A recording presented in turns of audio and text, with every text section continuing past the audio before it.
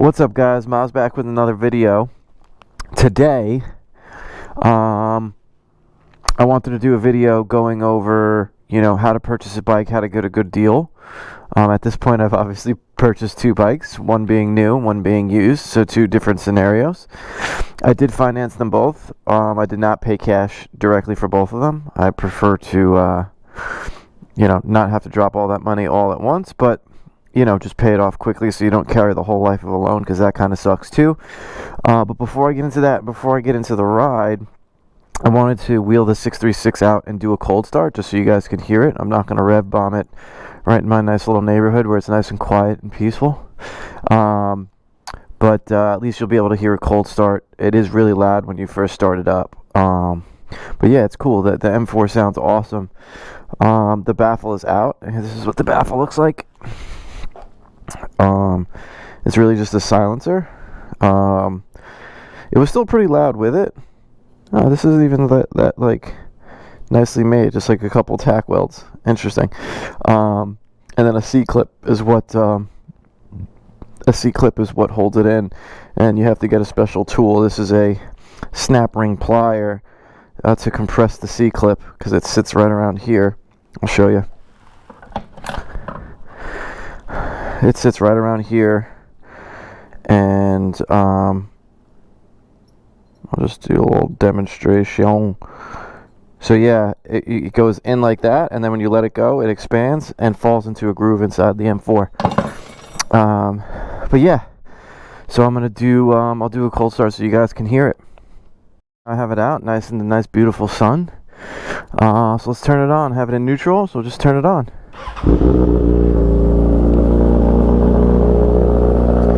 Starts right up like a gem.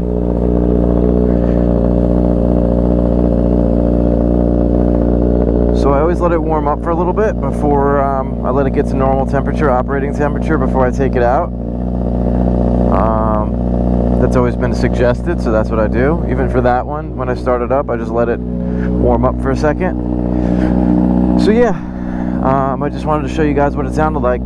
Obviously, you've heard it when I'm on the bike, and it sounds really good. But yeah, dude, this shit's awesome. So yeah, let's get into the ride. Woo! Back on it, baby. Oh man, just taking a casual stroll. Anyway, so yeah, I wanted to do a video about buying a bike, and if there's any support that I can lend for anybody that's going to be buying a bike soon, and all that good stuff. So I'm going to kind of segment it into new bikes versus used bikes, just because those are the two types of bike I've purchased. And also, buying a bike cash is kind of the easy part, but there's no financing or trying to get approved and stuff, so that should be a little bit more straightforward. Anyway, get out of this guy's blind spot. So yeah, let's talk about the first bike first. Let's talk about the Ninja 400. So, as it pertains to new bikes, the truth is there's only so much markup in a new bike. The manufacturers design their bikes to keep costs as far down as they can, so they skimp on some components just to keep the price down. So like the Ninja 400, obviously it's a small parallel twin, and so the motor is probably not very expensive, but it doesn't have adjustable levers. It doesn't have some amenities that some higher end or mid-tier bikes have. Only has one front brake caliper, one rotor, that kind of thing. So just equipment wise, it doesn't have a quick shifter, it doesn't have riding modes. It kind of just does its thing. It's a very out of the box kind of bike. And because of that, the Ninja 400 is $5,200 or $5,300 brand new, the one with ABS. I think without ABS, it's around $4,900. So under $5,000, you can buy a brand new Ninja 400, which is really cool.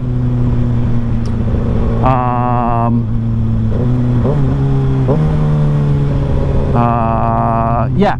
So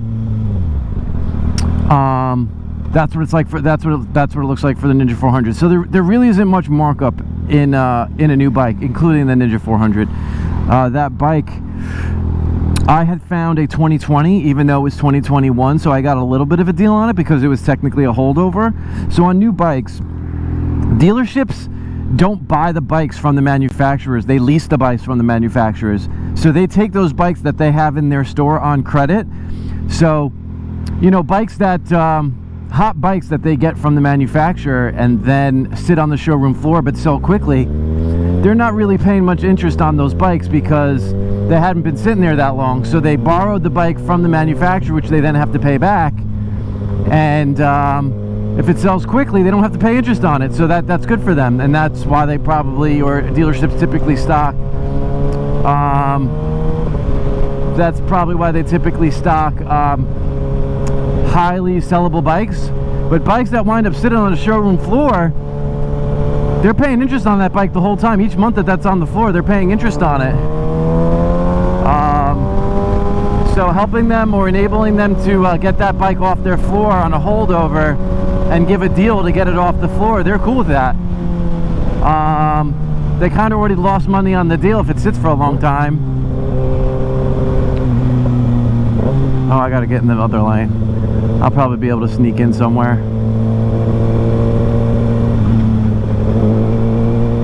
I'll sneak in behind this guy. Woo! Sneaky sneak. Oh, a little train coming. How about that? I've never been here when a train was coming. That's so cool. So yeah, we'll just sit here and wait for this train to come. We'll just casually roll on down here. I like to get to a flat spot so I can kind of throw it in neutral, but whatever. I'll throw it in neutral and put my foot on the brake.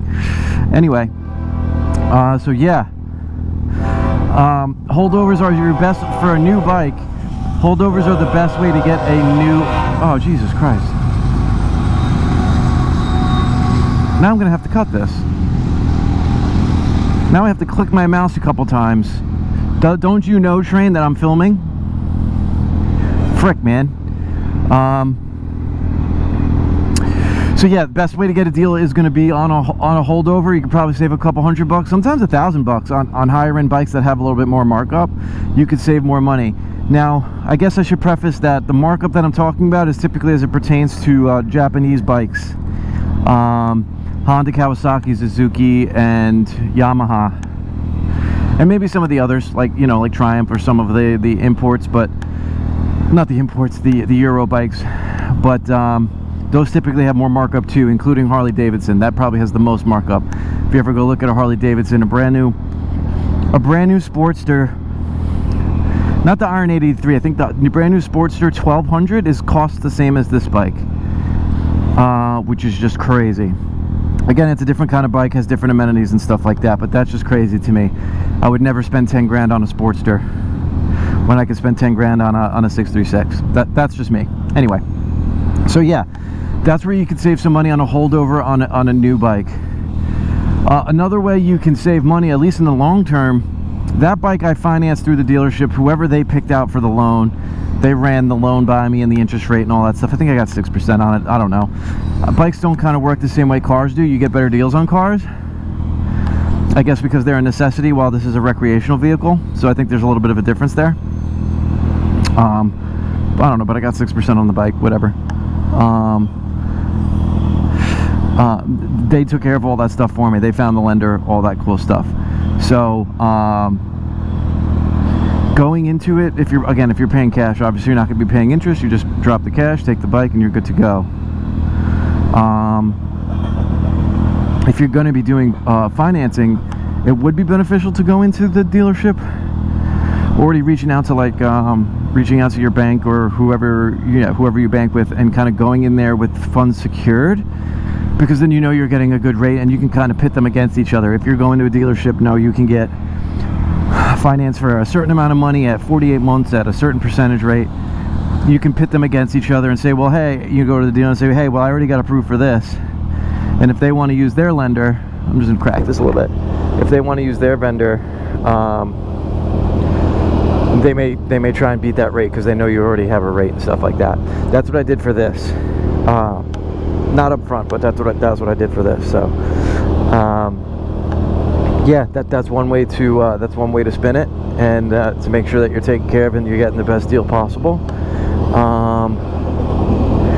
And on a new bike, you obviously don't have to worry about there being scratches or anything on it, or it's a brand new bike, no one's ridden it before. So the new bike can be really cut and dry if it is what you like. I guess another thing to say is if you need to be prepared to walk out of a deal, because if it's not exactly what you want, you need to be prepared to walk away.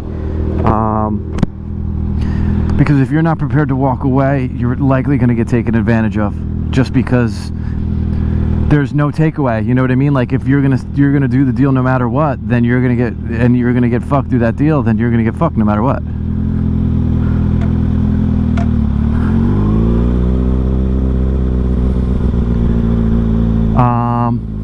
I probably shouldn't have taken the right away from that guy. Yeah. So if you're prepared to walk away, if it's not something that's going to benefit you, then you walk away and you just get back at it another day, try and find another dealer, whatever that looks like. You guys know me with my roundabouts. Gotta pay attention.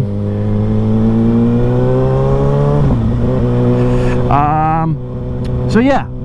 So I guess I probably should have led with that. Either you're going to do your own, if you're going to get your own financing up front, or be prepared to walk away up front. As long as if you're going to be financing and you do that up front, you're going to be in a good situation going to buy a bike. So that's pretty much it for a new bike. And if you guys have specific questions, again, drop a comment. I'll answer any question that I can. Both of these situations that I bought this bike, I bought it from a dealer that was far away and either had it delivered or had to go get it. So it wasn't someplace right down the street. So I had to handle a lot of stuff remotely. There was a lot of back and forth process. But it also protected me because I wasn't in the dealership. I couldn't say, fuck it, let me just do it, because I wasn't actually there. So I technically was in a permanent state of being walked away because I was in my home basically navigating most of this process. So that helped my situation, because again, I'm home. If I was just like, hey, this is something that they were giving me, I was like, that's not working for me, I don't want to do that. And then they were just like, okay, and then they'd come back to me, and it was just a back and forth, mostly via text message. Obviously I called them, you know, we spoke on the phone during a portion of it, but it was a back and forth process. We're gonna get some nice views here, guys. Whew. It looks good. It's a nice gorgeous day. It's not too hot.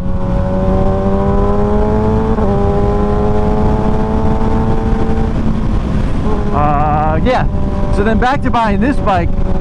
The one thing I didn't do is I did not go into that deal with financing. So when I finally negotiated the price of the bike, which is right around 10 grand, they sent me over, well, one, they never even gave me, they let me know what the monthly cost would be based on how much I was willing to put down. So they didn't actually tell me what they were charging me for the bike, but I asked them what was the interest rate, and they said 15%, which is a high-ass interest rate. If you, I would avoid high interest rates, because you're going to go super upside down on whatever it is you buy. That applies to cars too. You're going to go super upside down, and it's not going to be a good situation. So as soon as he told me that, a buddy of mine said, hey, call the bank or the credit union that you got the first loan through and see if they'll give you another loan. And I was like, yes, that's a great idea, which I did. And they gave me a better loan, a better term, a better loan, a better payment, all around better. It was a all around better situation for me. So then I called the dealer back. I was like, yeah, I'm not going to use your guys' financing. I got my own. They're like, oh, what'd you get it at? And then I told them, and they're like, yeah, we can't beat that. So it wound up working out way better just by taking that extra 10-15 minutes to make another phone call. They take care of everything for you. It's not like I have to go to the bank and get a check and then bring it to the dealer. They take care of everything for you. And it was a nice, easy process. It just took a few days because I wasn't actually in the dealership. So that did take a little bit. But it's fine. I wound up getting a good deal on the motorcycle, because once I was getting outside financing, they had to show me the buyer's order. They had to show me all the figures on a piece of paper. And I would always, when you're buying a car, especially a bike, have them show you that. There was But until I saw that there was, let me see, about an extra $1,300 in fees for shit that did not apply for my situation. And I would have, you know, if I had not seen that, it would have likely got looped into the deal. So always try and see the buyer's order so that you know what they're charging for the bike. You make sure you're not getting ripped off, all that good stuff. That is another big suggestion of mine. So yeah, both of my buying experiences were pretty good. They were both supposed to be delivered. I'm gonna get into this roundabout.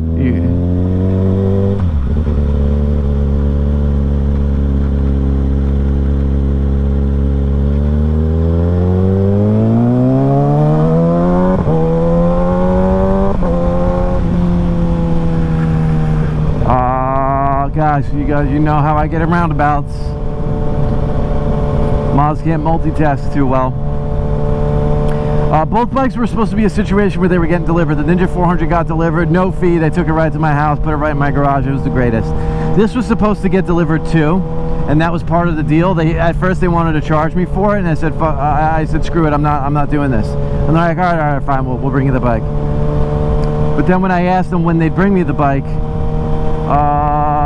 I bought the bike on like a Tuesday or Wednesday, and they said they'd bring it to me on Saturday. I was like, okay, fine. Then I spoke to them on Friday to confirm delivery.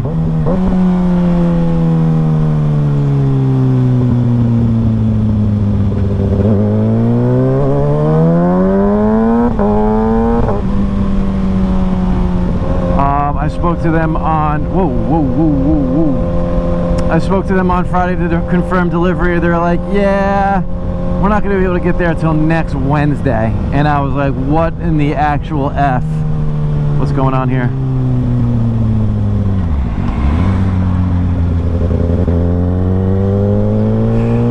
I couldn't tell what was going on the other side of the truck. So I didn't want to get myself in a shitty situation.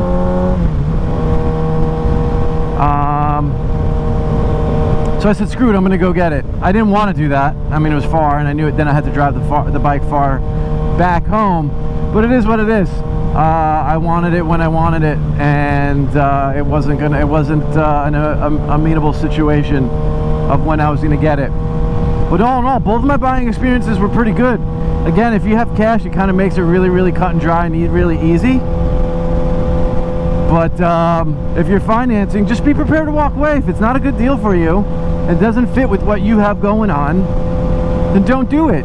It's actually easier with a motorcycle because typically you don't test drive it. So it becomes more of a logical decision instead of an emotional decision. Salespeople want your decision to be emotional so that you can justify these payments or putting these payments into your life. But if it doesn't make logical sense for you, then don't do it. That's the easiest way I could say it.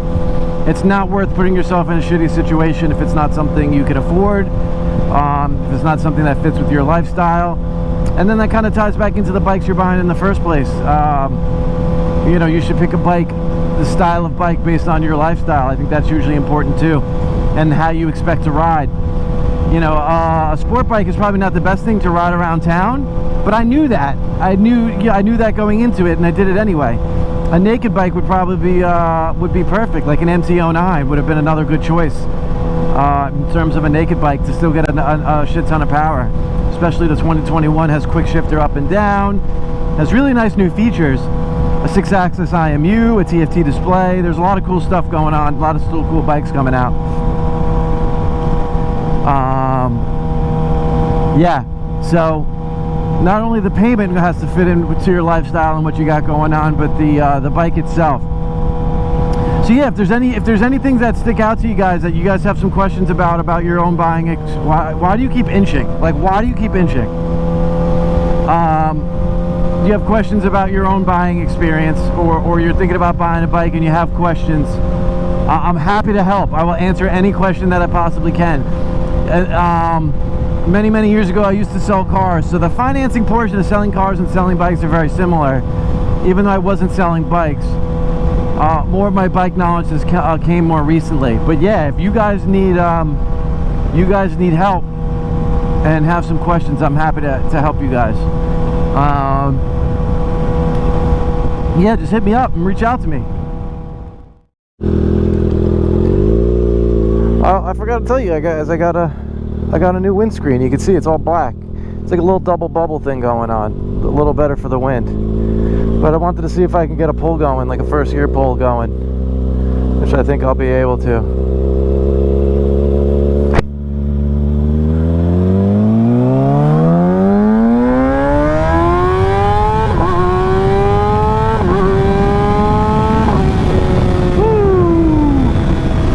What a savage. What a savage. Holy shit.